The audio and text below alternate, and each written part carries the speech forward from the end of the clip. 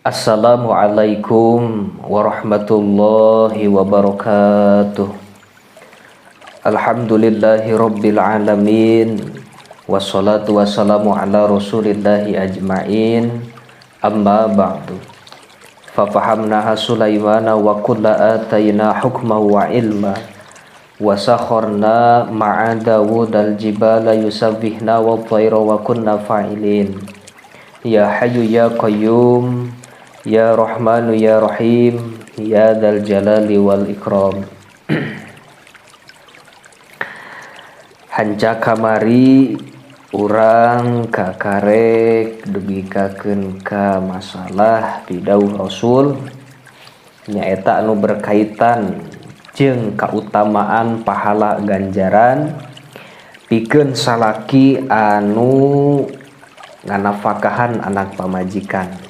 Jadi saur Gusti Rasul kamari sing saha jalma atawa lalaki atawa salaki anu jadi salaki nganafakahan anak pamajikan maraban anak pamajikan, maka eta nganafakahan eta maraban anak pamajikan eta kanat sodakotan, bukti eta nafakah teh naon eta jadi sedekah sodakoh. Anu saterusna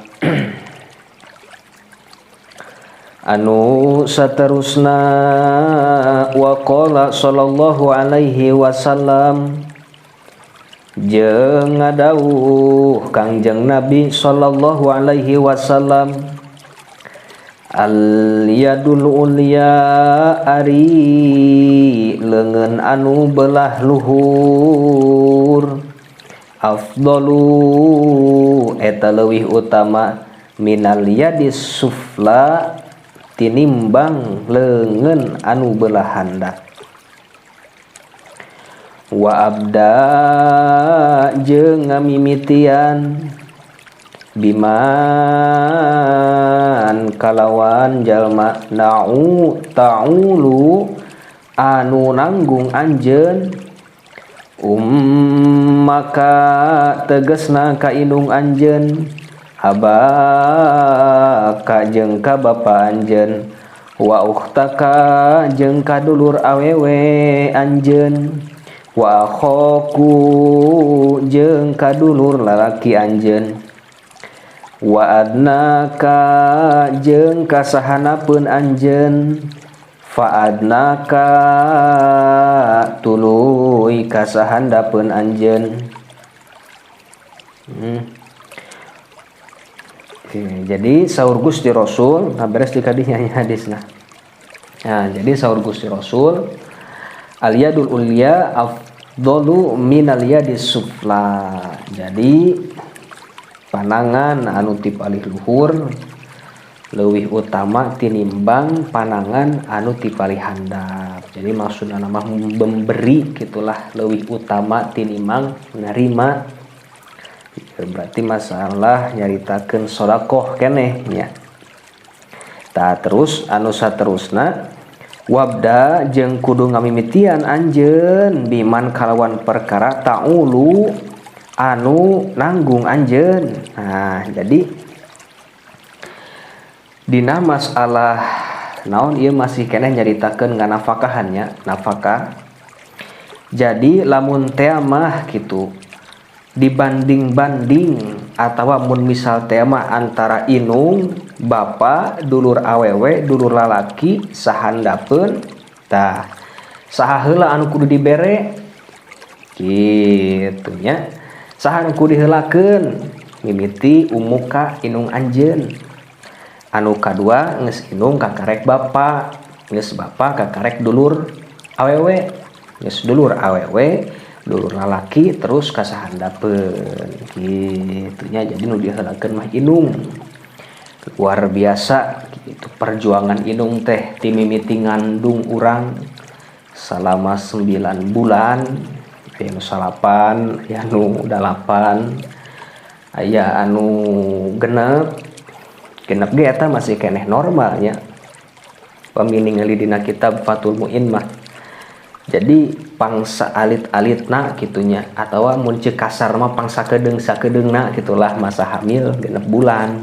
Jadi lamun teh mah aya anu hamil atawa reuneuh genep bulan geus borojol, tah kade ulah waka buruk sangka nya.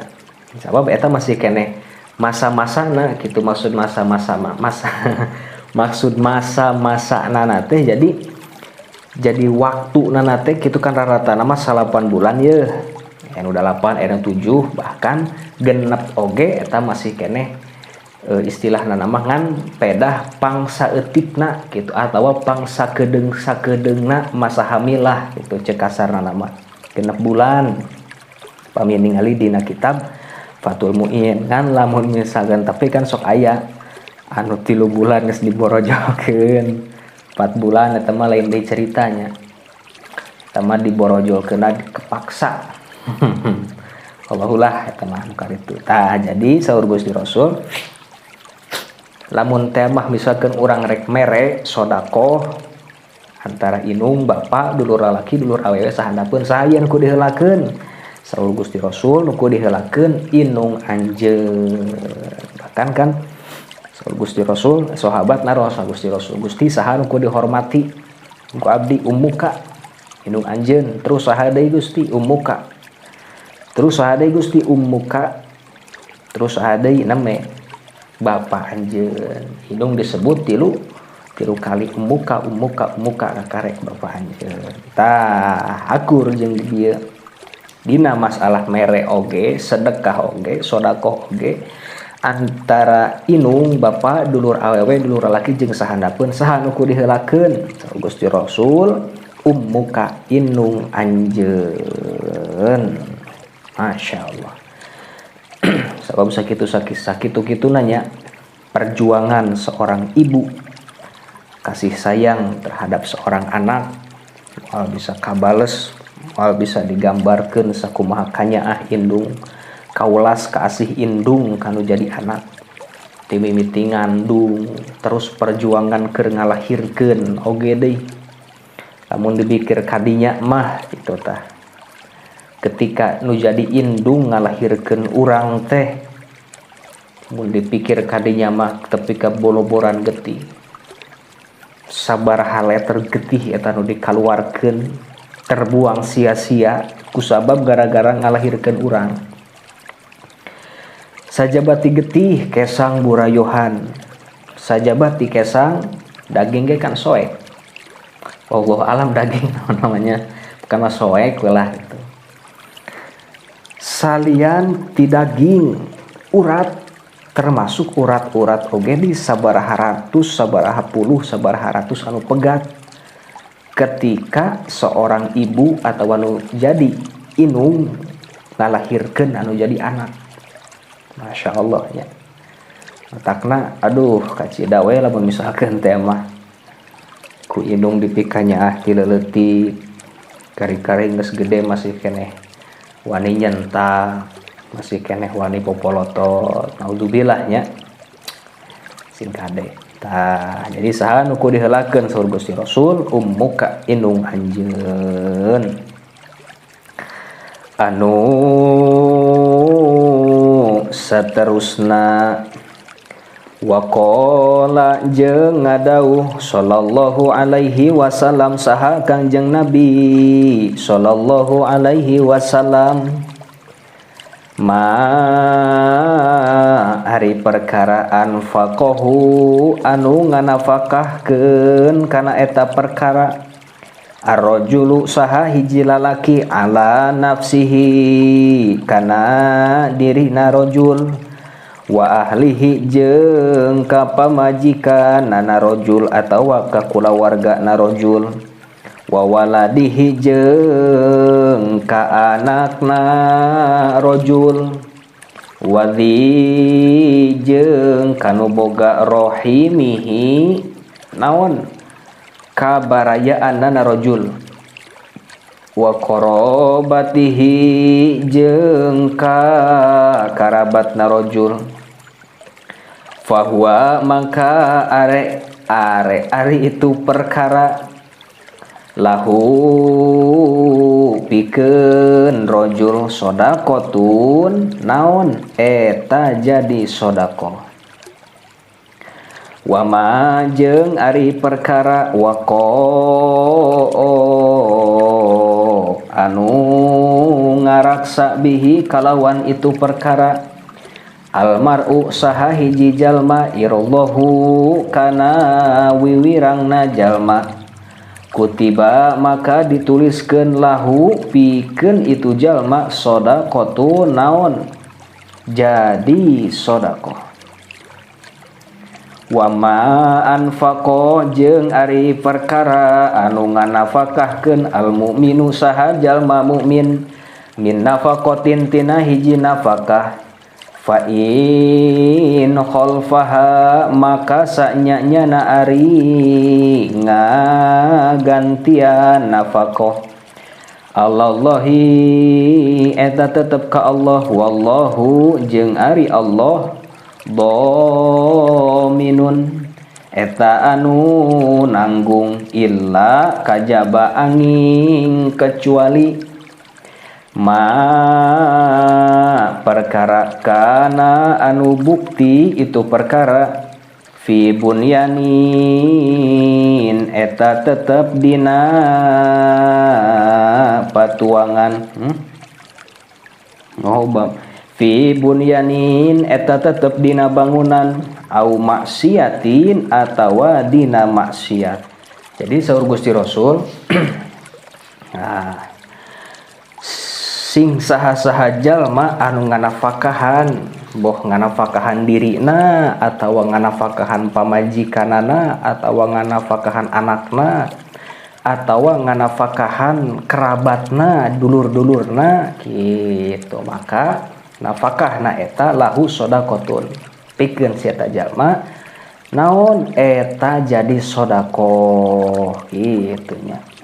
Jadi maraban anak pamajikan teh di samping ku pahalana luar biasa ganjaranana ceuk kamari oge geuninganan bahkan saking ku pohara-pohara ganjaranana nganafakahan anu jadi kulawarga atawa anu jadi anak pamajikan sahinggakeun aya hiji dosa ceuk kamari anu di mana saking ku gede-gedena eta dosa teu bisa dilebur ku salat teu bisa dilebur ku puasa teu bisa dilebur ku perang jihad tapi bisa dilebur ku sabab nganafakahan anak pamajikan. Tah ceuk di dieu oge maraban anak pamajikan, maraban anak, maraban pamajikan, maraban diri sendiri, maraban keluarga, maraban dulur-dulur, maraban kerabat tetep lahu sodaqotun pikeun eta jalma pikeun eta nafkah teh jadi sodaqoh.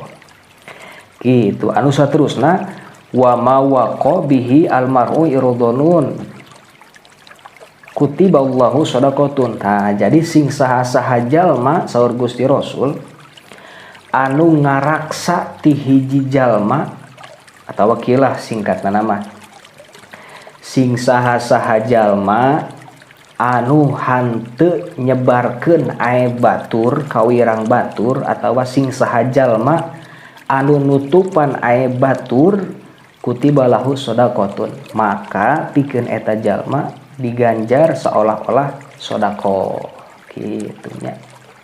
Jadi aya batur teh ulah dikoar-koar ieu mah hayo dicarita-carita sakampung na kuda ke nyaho pan sarareha tah kudu mah ketika urang nyaho teh nya misalkan batur ngalakukeun kagorengan aya bukan berarti cukup kita saja yang tahu gitulah.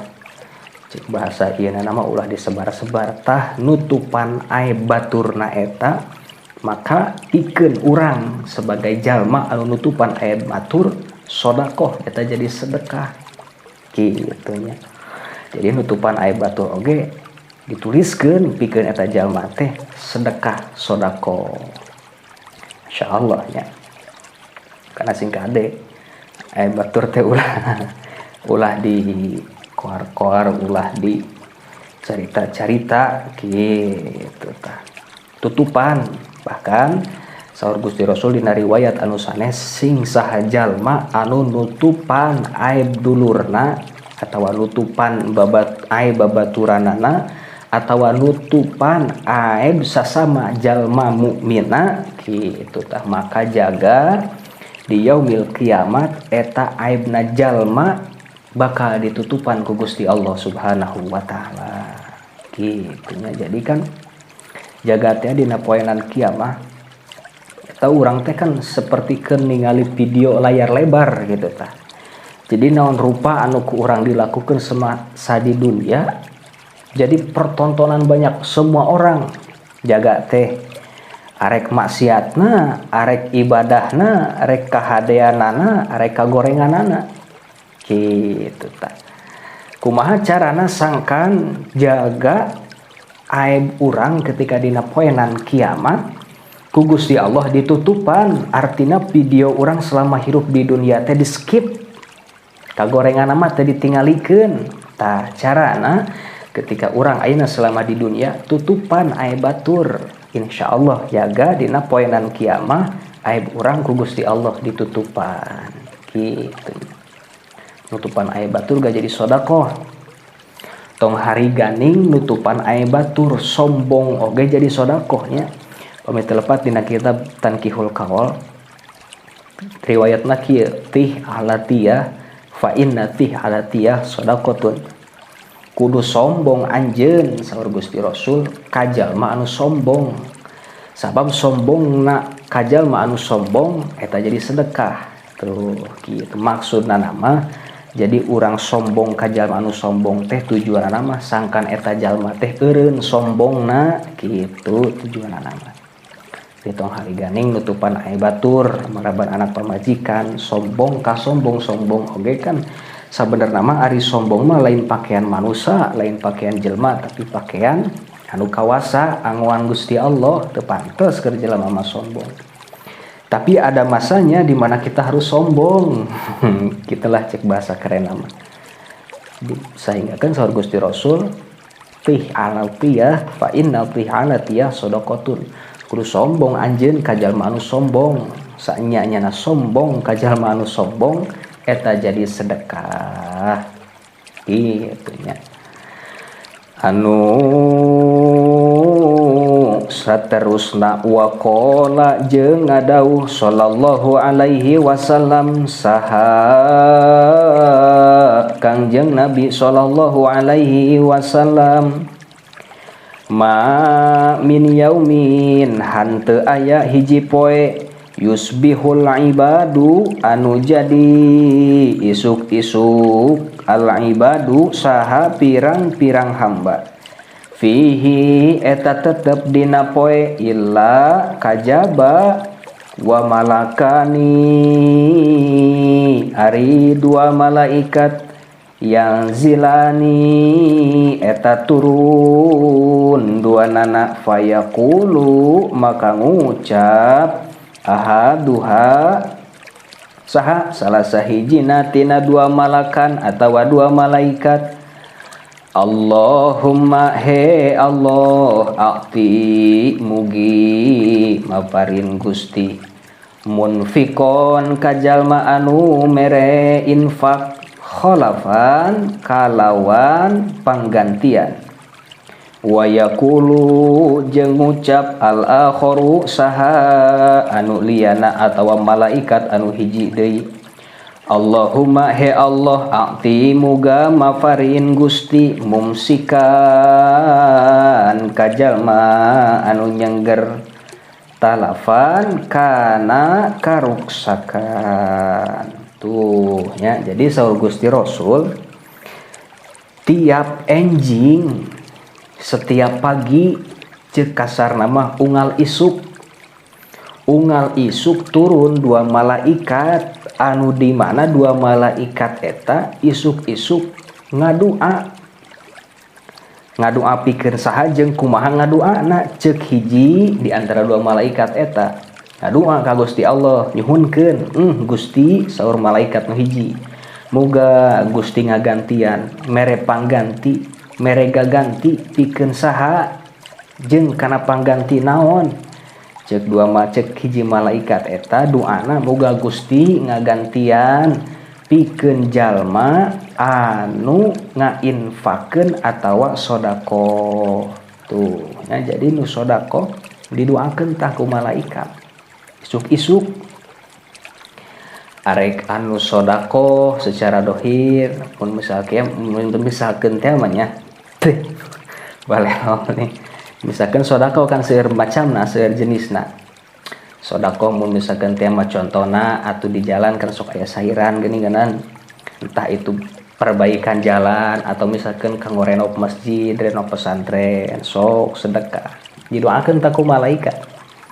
Atau misalkan tema sok aya di pertigaan jalan anu ngatur lalu lintas tapi sanes polantas orang-orang biasa gitu, sok kurang pasihan saya nawe 2000 1000 gope itu jadi masalah sodaqoh kene. Atau misalkan tema parkir, tah biasanya di Alfamart kan sok hayya we tukang parkir teh nya sok sodaqoh kurang 2000 1000 udah teu pira lah atuh. Tah eta insyaallah deui nya nu ngadoakeun aga imam malaikat atuh. Jadi didoakeun ku malaikat pikeun jalma anu sodaqoh, cenah mudah-mudahan ngagantian Gusti ka anjeun kana naon rupa anu disodaqohkeun. Terus ngadoa tah malaikat nu hiji deui kumaha doana? Kieu saur malaikat nu hiji deui, Gusti mudah-mudahan naon teh maparin Gusti ka jalma anu nyengger kana karuksakan. Tuh, jadi istilah nama anu menjaga kelestarian alam ataupun alam lah gitu contoh nama alam. Jadi nyengger kana karuksakan teh boh kana karuksakan alam atau misalkan tema kana karuksakan tumbuhan kan alam kenehnya. Atau misalkan tema karena karuksakanana cai atau makhluk hidup nu aya dina cai. Tah imam misalkan tema nyengger atau nyengger teh dalam artian nahan, dalam artian henteu ngalakukeun karuksakan di dunia kitu nya. Mun cara teh mah nebang pohon sembarangan, tah kan ngaruksak. Terus di misalkan tema buang sampah sembarangan eta kan ngaruksak, entah itu ngaruksak polusi kan sampah ge ku lilaku mah jadi bau nya. Atau misalkan tema komo dibuang ke sungai ke solokan makan jadi menet kena kan jadi banjir dan sebagainya kan karuksakan kene kayak itu nah. Atau misalkan tema ngalalau der misalkan tema di naon bahasana teh ditua teh jadi menggunakan semacam obat nu dikana caikeun gitulah jadi supaya mabok eta ge kan tetep ngaruksak keneh atuh ngaruksak ekosistem gitu tah. Jadi pikeun jalma anu teu ngalakukeun karuksakan di dunia gitu nya didoakeun ta ku malaikat mudah-mudahan cenah Gusti dipaparinan pikeun jalma anu nahan atawa anu teu ngalakukeun karuksakan di dunia didoakeun ta ku malaikat anu sodaqoh jeung anu henteu ngalakukeun karuksakan di dunia naon bae rupana jenisna kumaha wae didoakeun ku malaikat. Masyaallah. Wa qala sallallahu alaihi wasallam man ala ibnataini aw salasan aw ukhtaini aw salasan hatta yubayyina aw yamuta anhunna kuntu ana wa huwa fil jannati. Wallahu a'lam bissawab. Subhanaka Allahumma wa bihamdika asyhadu an la ilaha illa anta wahdaka la syarika laka astaghfiruka wa atubu ilaik. Assalamualaikum warahmatullahi wabarakatuh.